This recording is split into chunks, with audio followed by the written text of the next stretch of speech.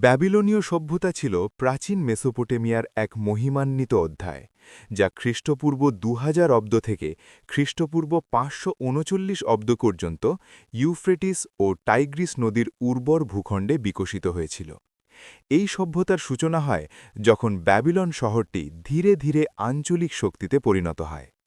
এর স্বর্ণযুগ আসে হাম্মুরাবির শাসনামলে, প্রায় ১৭৯২ থেকে ১৭৫০ খ্রিস্টপূর্বাব্দ। তিনি সামরিক শক্তি এবং কূটনীতির মাধ্যমে মেসোপোটেমিয়াকে একীভূত করে এক বিশাল সাম্রাজ্য প্রতিষ্ঠা করেন এবং সবচেয়ে বড় অবদান রাখেন তার বিখ্যাত হাম্মুরাবির আইন সংহিতা বা কোড অফ হাম্মুরাবি প্রণয়নের মাধ্যমে।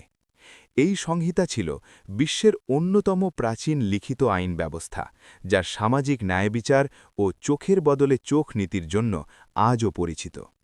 হাম্মুরাবির মৃত্যুর পর প্রায় ১ সহস্রাব্দ ধরে ব্যাবিলন হিট্টিট, ক্যাসাইট ও অ্যাসিরীয়দের মতো বিভিন্ন শক্তির হাতে হাতবদল হতে থাকে, ফলে তার আদি জৌলুস কিছুটা ম্লান হয়ে পড়ে।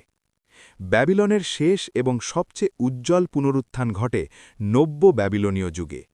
এই যুগের শ্রেষ্ঠ শাসক ছিলেন নেবুচাডনেজার দ্বিতীয়। তার হাতেই ব্যাবিলন পরিণত হয় প্রাচীন বিশ্বের এক বিস্ময়কর নগরীতে। নেবুচাডনেজার দ্বিতীয় নির্মাণ করেন বিখ্যাত ইশতার গেট, যা নীল টাইলস এবং ড্র্যাগন সিংহ মোটিফ দিয়ে সজ্জিত ছিল, এবং ঐতিহ্যগতভাবে তার নামেই যুক্ত হয় পৃথিবীর সপ্তম আশ্চর্যের অন্যতম ঝুলন্ত উদ্যান বা হ্যাঙ্গিং গার্ডেন্স অফ ব্যাবিলন।